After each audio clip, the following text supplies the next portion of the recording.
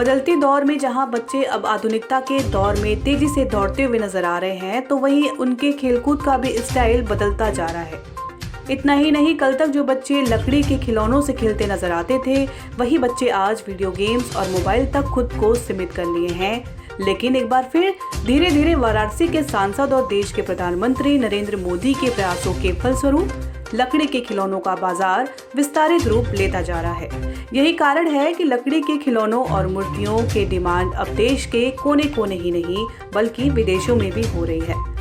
कुछ दशक पहले लकड़ी की बनी मूर्तियां और खिलौने लोगों के पसंदीदा हुआ करते थे, लेकिन धीरे धीरे आधुनिकता के दौर में यह चाइनीज खिलौने और मूर्तियों के बढ़ते स्वरूप के कारण पीछे हो गए थे, जो एक बार फिर अपने डिमांड वैश्विक बाजार में बनाने में सफल नजर आ रहे हैं। बता दें, वाराणसी की रहने वाली शुभी अग्रवाल अपने पिता के साथ मिलकर इस व्यवसाय को विस्तार देने का काम कर रही हैं।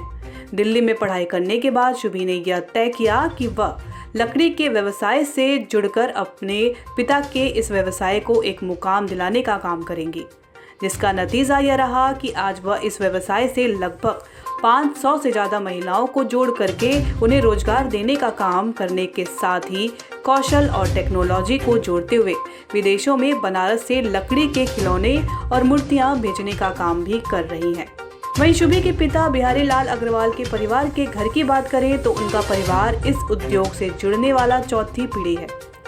उनके यहाँ 300 से ज्यादा लड़की और महिलाएं वर्तमान में काम करती हैं और कई लड़कियां और महिलाएं इस रोजगार कोशिश करके आज अपना खुद का भी काम कर रही हैं। बिहारी लाल अग्रवाल बताते हैं कि इस समय अयोध्या मंदिर और राम मंदिर के साथ विश्वनाथ कॉरिडोर की बनी लकड़ी के खिलौने की मांग ज्यादा हो रही है। उन्होंने बताया कि कोरोना काल के दौरान भी उनका व्यवसाय ऑनलाइन चलता रहा और उन्होंने उस दौरान भी लकड़ी के खिलौने को बेचने का काम किया, क्योंकि लोगों की डिमांड तब भी इसको लेकर हो रही थी। बात करिए, बनारस में 1958 से लकड़ी काम स्टार्ट हुआ था। उस समय बनारस में बंगाली लोग, मद्रासी लोग, महाराष्ट्र लोग काफ़ी आते थे। तो आते तो बनारस में काफ़ी सिंदूर की डिब्बी हुआ, जो बनारस की गाड़ी चुसनी सब ले जाते थे। बात तो काफ़ी आते तो रोज़गार होता था, लेकिन कुछ समय के बाद बनारस में यात्री आने बंद हो गए, तो रोज़गार में 2-3 साल फ़र्क पड़ा था। फिर उसके बाद हम लोगों ने इस लकड़ी के खिलौने में काफ़ी चीज़ें लाई और काफ़ी चीज़ लाने के बाद में इसके मार्केटिंग की, तो उससे क्या हुआ कि इसमें रोज़गार काम बढ़ने लगा और बनारस के बाहर भी माल जाने लगा। तो आपकी कौन सी पीढ़ी होगी इस समय की जो काम कर रहे हैं? मैं तीसरी पीढ़ी हूँ। पहले मेरे पिताजी बाबू शशि नारायण जी, उनके पहले बाबू नरसिंह दास जी, और अभी तुरंत की बात करूँगा तो मेरा बेटा सार्थक अग्रवाल और मेरी बेटी शुभी अग्रवाल इस बिजनेस में मेरे साथ हैं।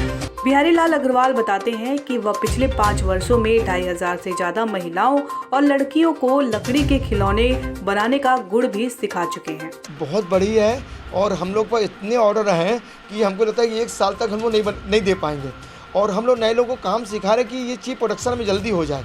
काफ़ी ऑर्डर है। कितने लोग कारीगर आपके पास काम कर रहे हैं इस समय?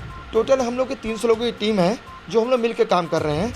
जो कुछ हमारी एक लोलाकुल सेंटर है, यहाँ पे हम लोग 40 लोग काम करते हैं। इस तरह बनारस में कुल मेरी 15-16 सेंटर है, वहाँ अलग अलग तरह के काम होते हैं।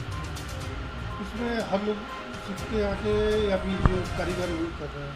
नहीं, आज से 10 साल पहले बात करते वही लोग काम करते हैं जो इस काम को करते हैं, लेकिन हम लोगों ने कुछ नए लोगों को काम सिखाना चालू किया था।